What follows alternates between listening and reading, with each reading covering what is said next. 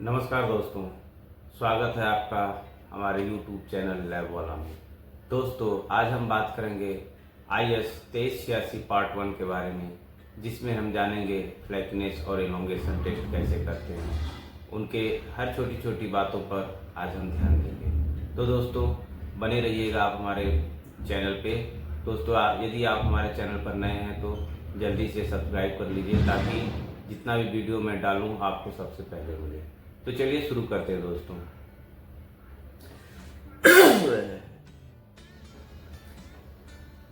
IS 2386 part 1 1963 aggregate size and shape test. आज हम बात करेंगे इंडियन स्टैंडर्ड IS 2386 पार्ट 1 1963 की, जो कि एग्रीगेट के पार्टिकल साइज और शेप के परीक्षण से संबंधित है। कार्य क्षेत्र यानी स्कोप। IS 2386 पार्ट 1 में एग्रीगेट के निम्नलिखित टेस्ट शामिल हैं। सबसे फर्स्ट है सीव एनालिसिस, दूसरे नंबर पर determination of material finer than 75 micron IS sieve, तीसरे नंबर पर फ्लैकीनेस इंडेक्स, चौथे नंबर पर इलोंगेशन इंडेक्स और पांचवें नंबर पर एंगुलरिटी नंबर। इन टेस्ट के माध्यम से हम यह निर्धारित करते हैं कि कंक्रीट में उपयोग हो रहे एग्रीगेट की क्वालिटी क्या है और क्या वे निर्धारित मानकों पर खरे उतरते हैं या नहीं।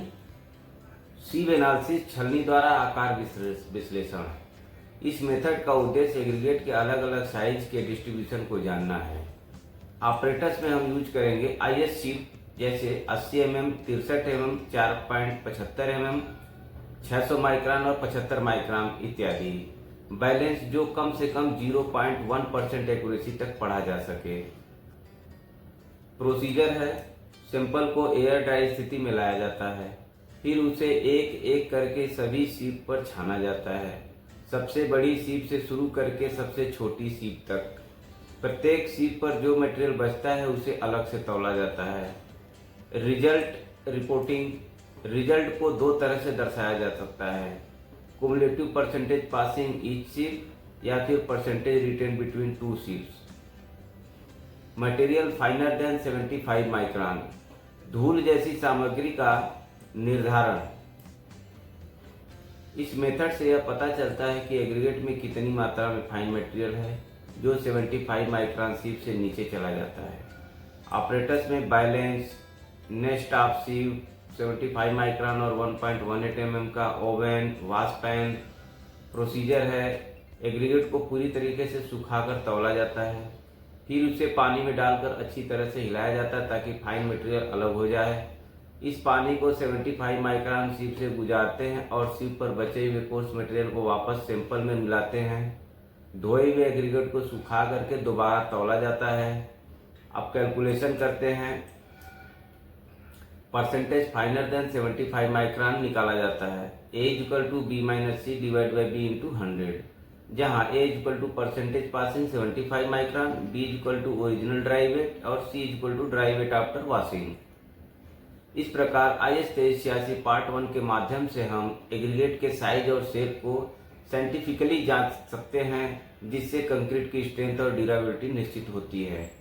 अब हम इसके दूसरे पार्ट को देखते हैं, फ्लैकीनेस इंडेक्स टेस्ट, पतले कणों की पहचान सेक्शन को। इस टेस्ट का उद्देश्य यह जानना है कि कोर्स एग्रीगेट में कितने प्रतिशत पार्टिकल ऐसे हैं जिनकी थिकनेस उनके मीन डायमेंशन की 60% से भी कम है।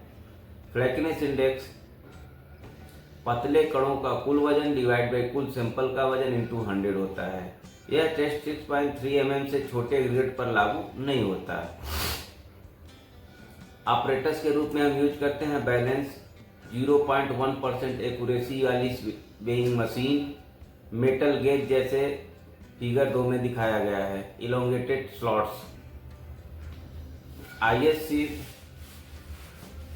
कोड के टेबल 5 में दिए गए सीप्स के अनुसार। प्रोसीजर, एग्रीगेट को टेबल 5 के अनुसार अलग अलग सीप से छाना जाता है। प्रत्येक फ्रैक्शन में कम से कम 200 पार्टिकल निकाले जाते हैं।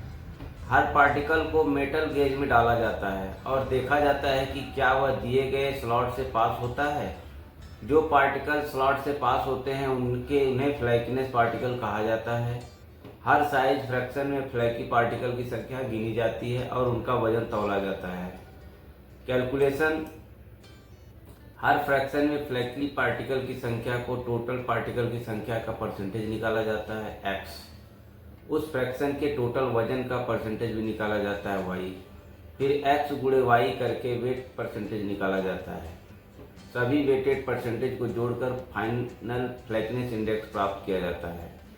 एलोंगेशन इंडेक्स, लंबे कणों की पहचान, सेक्शन 5। इस टेस्ट का उद्देश्य यह पता लगाना है कि कितने प्रतिशत एग्रीगेट पार्टिकल ऐसे हैं जिनकी लेंथ उनके मीन डायमेंशन की 1.8 गुना से ज़्यादा है। यह टेस्ट भी 6.3 mm से छोटे एग्रीगेट पर लागू नहीं होता है। ऑपरेटर्स में देखते हैं balance, high accuracy weighing balance, metal gauge, जैसा कि फिगर 3 में दिखाया गया है, ISC टेबल 5 के अनुसार होगा। प्रोसीजर, एग्रीगेट को अलग अलग सीव में बांटा जाता है। हर साइज फ्रैक्शन में से 200 पीस लिए जाते हैं। पार्टिकल को लेंथ गेज में चेक किया जाता है कि वो स्लॉट में अटकते हैं या नहीं। जो पार्टिकल स्लॉट से नहीं गुजरते यानी एलोंगेटेड है, उन्हें गिनते हैं और तौलते हैं। Elongation index calculation, elongation index percentage, elongation particle का total weight divide by total sample गुणे 100।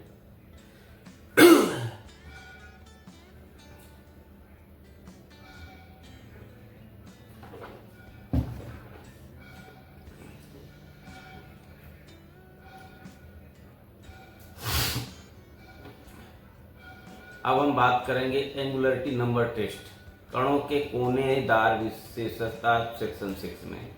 इस टेस्ट से हमें ये पता लगता है कि एग्रीगेट कितने एंगुलर या शार्प एज्ड हैं।